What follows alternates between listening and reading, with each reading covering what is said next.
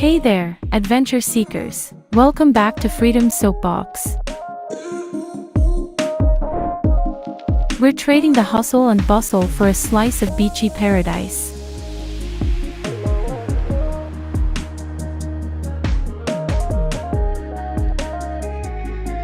Today we're exploring Destin, Florida, and taking you on a journey down the beautiful Silver Shells Beach Trail. Let's get going.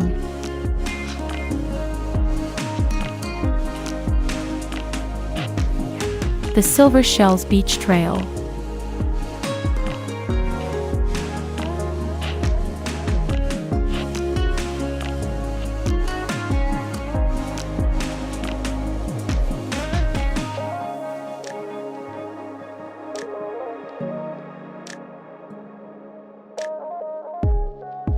It's a unique blend of white sandy beaches and scenic nature trails. As you walk the trail, you'll notice the stunning natural landscape. And folks, when we say the sand is white, we mean it's like powdered sugar. First, let's get to know Destin. Known as the world's luckiest fishing village, this gem in Florida's Emerald Coast is not just a fisherman's haven. It's also a booming tourist hotspot, attracting over 4.5 million visitors every year. The city is surrounded by water, which means seafood is big here. Destin, Florida, an 8-mile island, 8-mile long island, northwest Florida. 8 square miles. I'll have you know. This place is kind of dead in the winter. I wouldn't say it's just empty, and a lot of it is because it's very commercial. Yeah, well, see, from what we've learned, the population that actually lives in Destin is very small. About 13,000 people that actually reside in Destin. Yeah. And then everyone else is a tourist. Supposedly the summer gets up to how many people? Like 10 million? They get millions of people, double-digit millions of people that come to descend on this island, like 13 million people. Yeah. I don't know how they fit, but they say that the traffic is horrendous around the summertime here. It's literally the main road is the highway, and it just goes. It's just one, and it's just one highway with 2 lanes on each side. So it goes one 8-mile long highway. Yeah, And everyone, all 13 million, are supposed to drive on this road apparently, because there's no public transportation. but we're here in November, December, and there's no one here. A lot of the stores are closed. A lot of the hotels, you can tell, are empty. It's very chill, very serene and quiet. So if you're into that kind of thing, the winter is when you want to visit Destin, not in the summer. Yeah, you want to be here in the winter time. It's less crowded. But if you like the liveliness and the crowds and the woo, then obviously you want to be here during the summer. But I gotta tell you, there's something that's missing in this place. What's missing? It lacks soul. There's no soul here. Yeah, you said that before. I don't know what that means. It feels like the city caters to corporations and caters to these big businesses, hotel chains. It doesn't. You don't get a sense that there's a lot of residential or people who have been here long enough. It just seems like there's a lot of transient.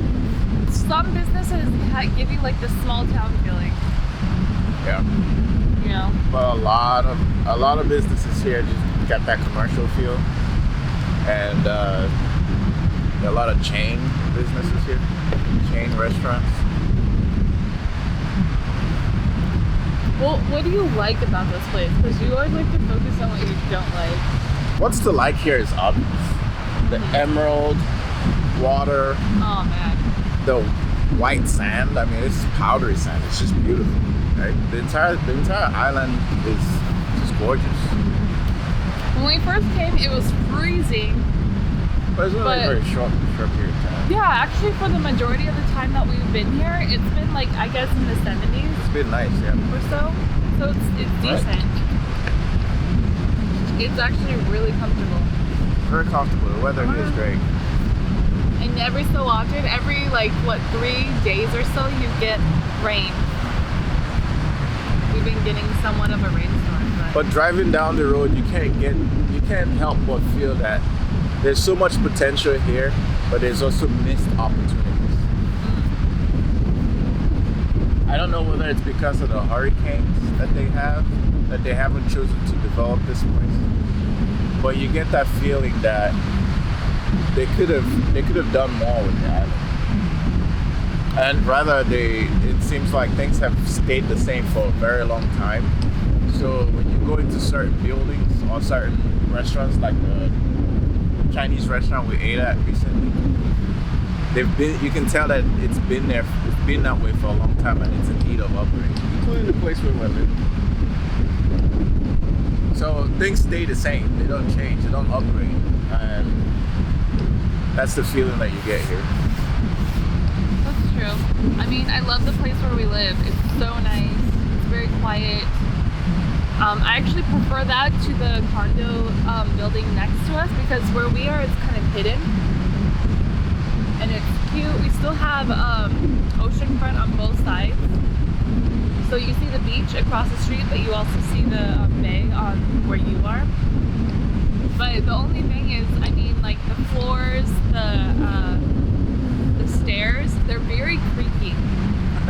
So you can tell how old the building is, and that kind of scares me sometimes. You know, yeah. It's a very old building. Who knows when it'll fall apart. Yeah, it feels like these buildings are not very stable. They're gonna fall over, and it's not crazy to think that that's possible, because recent news we've heard of buildings in Florida falling apart.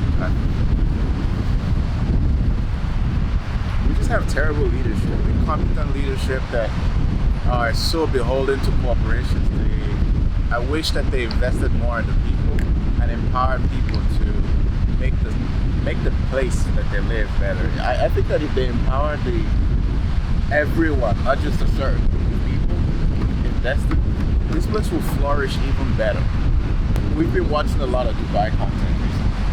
Okay. And you see how they're willing to experiment and push the boundaries.